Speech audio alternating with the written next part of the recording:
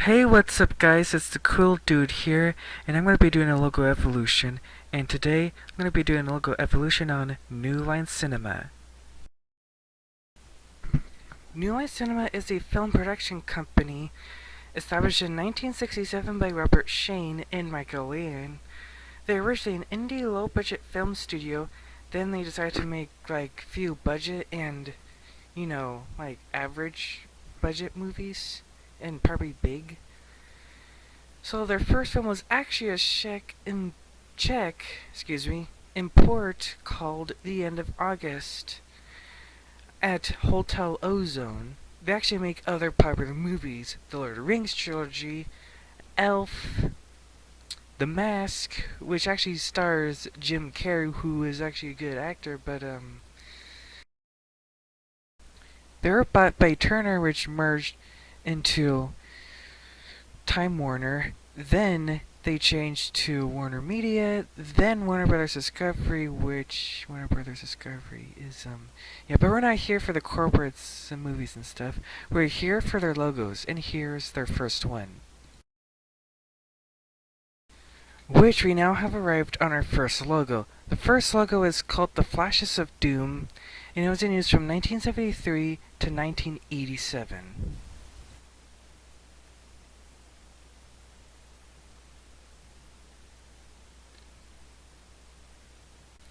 There's one variant that has music.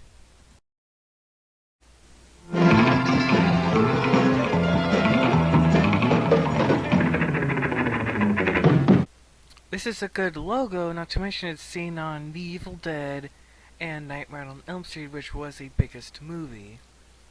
But logo's not good because of its flashing lights, and of course its black background, which is actually infamous in some logos. But it's a good logo, it's seen in good movies, and it does kind of fit perfectly with Nightmare on Elm Street. On to our next logo. The next logo is called the Early Film Box, and it was only in use from February to August in 1987.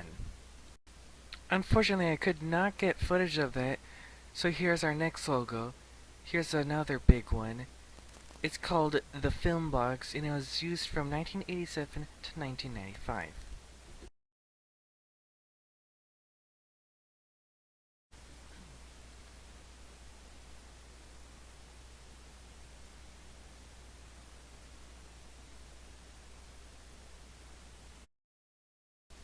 There is also a Roadshow Television variant where the Roadshow Television, as usual on Roadshow Television content, zoom into many logos. In this one, the Roadshow Television zooms into one of the film strips.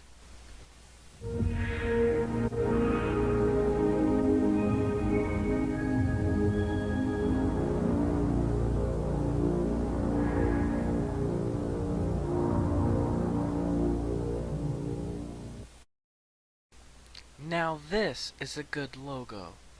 That is how you do a logo. Unfortunately, it's rare, but it's a good logo. Now here is the biggest one that people really likes. Yes, the one and only. The next one is called the CGI Film Box. It was in use from 1994 to 2010.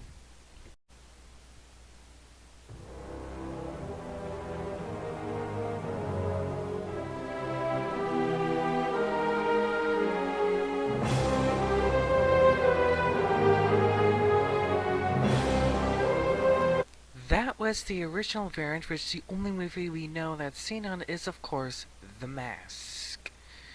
There is the one that we're used to, but this time still having that Turner byline.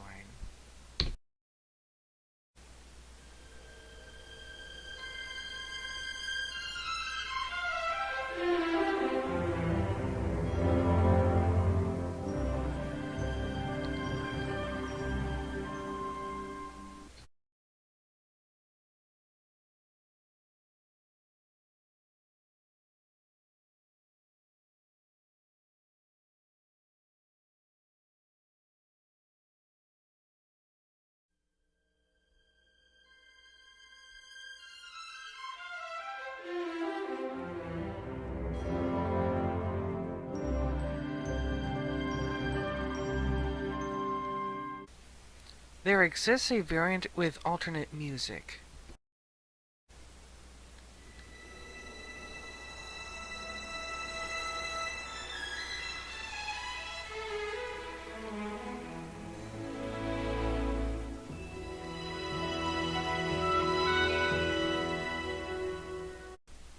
When AOL merged with Time Warner, obviously with Warner Brothers Pictures, they formed AOL Time Warner. Unfortunately, it did not last so long due to the dot-com bubble being bursted on AOL, so here it is.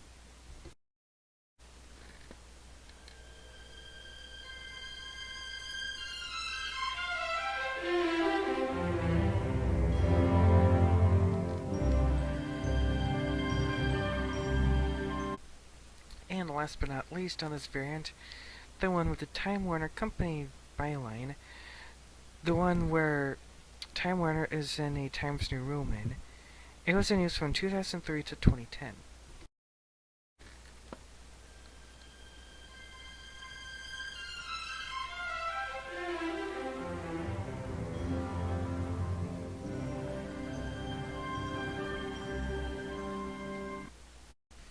Now that is how you make a logo, a CGI logo. And it was in use from 1994 to 2010. Like, it's awesome. It kind of holds up well. And it's seen on good movies like Elf and even the Lord of the Rings trilogy, which is one of the best trilogies of all time.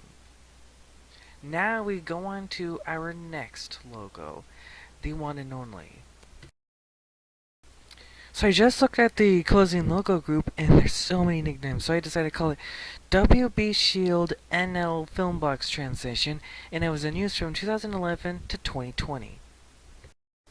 Here's an early version.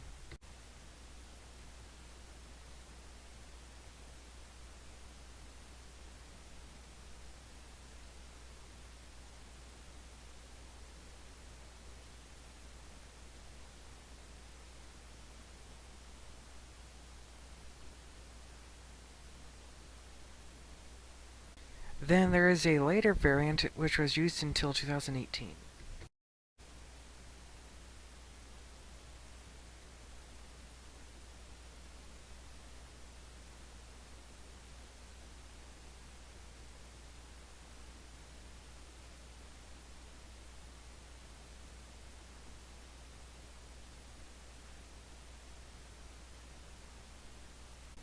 There exists a variant with the combination of the As Time Goes By from Casablanca and the New Line Cinema theme from 1994, but it's abridged.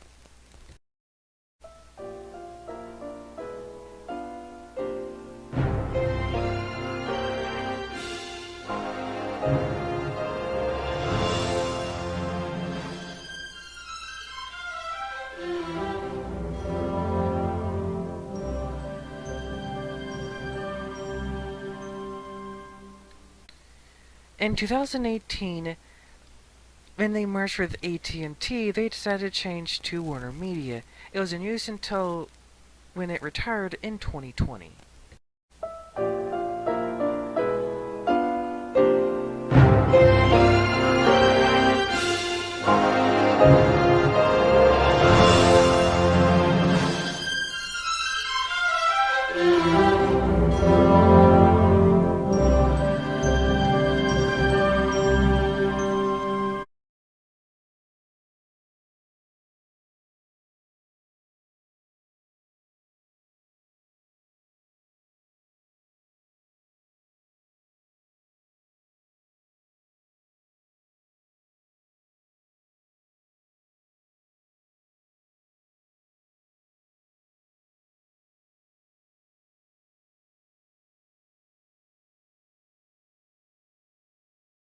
The final destination is this one.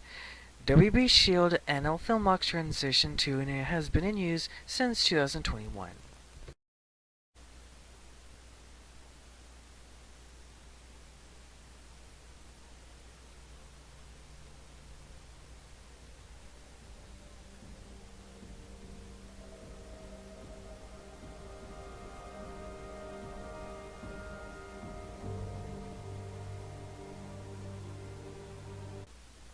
When Discovery merged with Warner Brothers, they formed the infamous Warner Brothers Discovery, that company.